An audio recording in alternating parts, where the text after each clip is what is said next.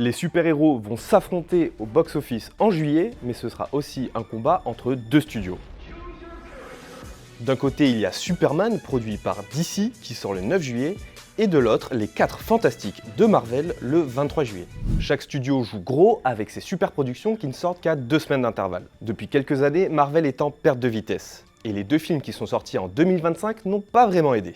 Captain America Brave New World a été décevant au box-office avec seulement 415 millions de dollars récoltés. Même chose pour Thunderbolts malgré de bonnes critiques.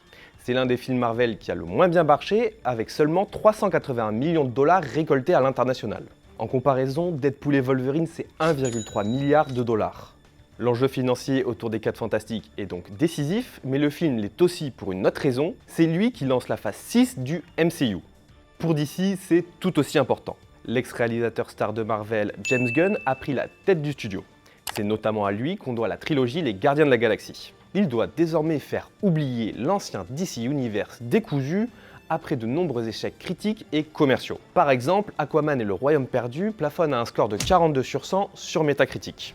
Cette pression autour de Superman et les 4 Fantastiques se ressent dans la communication parce que les 2 studios mettent le paquet.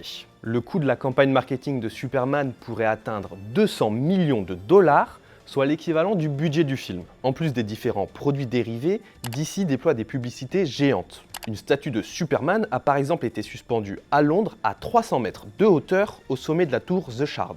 Marvel a aussi vu les choses en grand pour les 4 Fantastiques. En février, le casting s'était réuni avec les fans pour dévoiler la bande-annonce. Les acteurs avaient même été installés au pied d'un lanceur spatial Saturn V qui a servi pour le programme Apollo. Nous en tout cas, on ira voir les 2 films et que le meilleur gagne.